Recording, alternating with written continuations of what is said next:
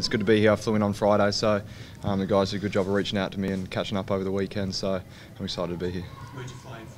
Flew in from Tassie, so it was a long way. I went Tassie, Sydney, then Sydney across, so I always forget how far away it is from Tassie until you're sitting on the plane. It takes a couple of hours, but no, I'm here now.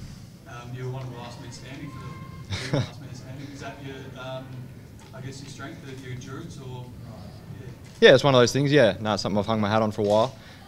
But coming off 11 months straight of working out, my college season, then draft workouts, and then with the uni Roos national team, it's I've stayed in shape fortunately, and it's paid off here. Tell us about that uni games experience. What did you learn from that? I learned a lot. It was great to work with the national team coaches, to be around them and get an idea of what they're after moving forward. Obviously, a big goal of mine is to continue to play with the national team. So it was a way I put my foot in the door. We didn't get the result we wanted from a team standpoint, but played fairly well, and it set me up for here playing back in Australia too. How excited are you to be playing down under? Yeah, very, very excited. Been close to home, been around a good bunch of guys. I know they've had a core group for quite a while now, and they've already welcomed me. It's only been a couple of days, so to be able to gel in, it's a testament and it's a credit to this program. You, as I understand it, you could have picked one of several Australian clubs to go to. What drew you to the Wildcats? A lot of things. It was the club that was always at the top of my list before I even considered coming back to Australia. I said to myself, if I ever came back, I'd want to play for Perth, and fortunate enough, it worked out. The professionalism, the culture here of the club, the success that they've had, it was a no-brainer when it came down to it. And of course, playing here, you're under the eye of the Boomers selectors. Yeah, exactly too. Yeah, absolutely. That was another big reason to come back to Perth to play in front of them and play in front of the national team coaches. You've been keeping an eye on the NBL while you're in America? Yeah, we've had a couple of guys from my years at the Institute that have come through with Toddy and Mitch Creek and Mitch Norton, so I've always kept an eye on them. And yeah, over the years I've definitely kept an eye on it with the success that guys have had coming back here and then heading back overseas. It's exciting, and when I've come back and played with the national team, have been guys come from the NBL, so I've always kept an eye on them. To be actually playing alongside them and playing amongst them, it's going to be exciting. What is that? Well, what's your take on the facilities? You probably didn't get a good chance to have a look around before you signed. No, I didn't. Fortunately enough, I've worked here most of the time with the national team when we've played here. I haven't been able to check out Perth Arena. I've heard incredible things. I keep saying that I've played at Challenge and we've had fantastic crowds, and they're just like, nah, don't worry about Challenge. We're playing in Perth Arena now. So I think 13.5 is what they average. So it's going to be an incredible atmosphere. I know they all get out in red. I had a big following on social media with the hashtag Red Army. So I'm excited to actually be here and experience it for myself. When was the last time you actually played in this college kind of taken over? Yeah. Take us back before that, or have you played in Australia? My last year before I left, the AIS was always in Siebel, but there was that year that they left between the transition between AIS and Centre of Excellence. So I played Siebel with Hobart. So that would have been the last time that I've played, for a club here in Australia. I've played bits and pieces with the national team, but in terms of club standpoint, the Hobart Chargers was the last team I played with in Australia, quite a while ago. And how do you see yourself fitting into the mix? Obviously, Matt and Beal are Yeah. the two main guys. How do Yeah. you see yourself gelling together? I think I'll be able to complement both, and that was one of the things coming in here was I wanted to contribute straight away and come somewhere where I can play straight away, but also be competitive. So I feel like if I'm in the game with Damien, I'll be looking to score more off the ball, and when I'm in the game with Bill, with Dollar, I'll be playing more of the point and getting him the ball and other guys the ball. So we haven't even had a practice yet, so it's hard to jump to a conclusion there, but we'll find out the next couple of weeks or months. Everybody obviously loves winning championships. Yes. Is that another big part of the reason? Absolutely. Yeah. Correct me if I'm wrong. Is it 28 straight finals appearances? 29. Sorry, 29 straight finals appearances.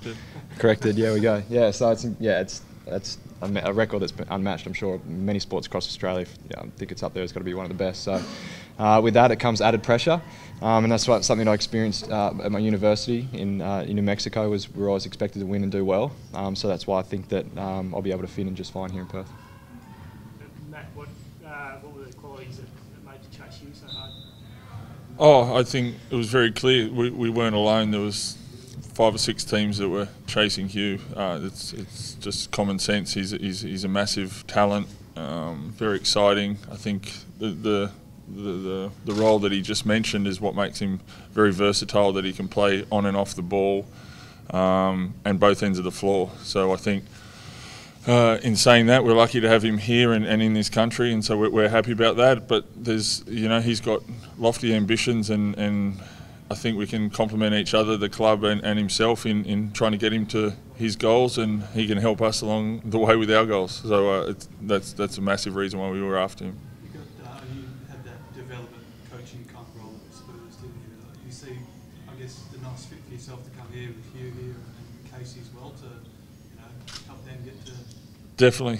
I think that, obviously moving into a coaching role, I'm an assistant coach here, but the development side is the stuff that's always excited me, even when I was in my playing role with my teammates. So I think that kind of stuff was something I've focused on quite a bit in the last year, and I definitely look forward to trying to help you, like I said, achieve the goals that he's after. We'll expect Casey soon, but about him pushing up to possibly NBA, you know what it takes, I guess. You'd like to work closely with him. There's no doubt, and in all honesty, with all the players, I feel like that's the beauty of coaching. You want to help players get better. That helps the team in the immediate future, but their development, and I think to get them to where their goals are, be it continuing here, moving on, whatever. I think I love to make players better over the year that you have them, from when they walked into the end of the season. So that's a massive part, whether it be Hugh, Casey, or the development players. Is that a bit of a baptism of fire for you, or are you just going to ease into it, and what's the sort of strategy over there? Well, probably both. It's a baptism of fire, but I'm not trying to overtake the world in a moment. I'm looking forward to it. I feel like we're all here for the same reasons. There's a lot of guys that have been around in this system for quite a while. This is the pre-season.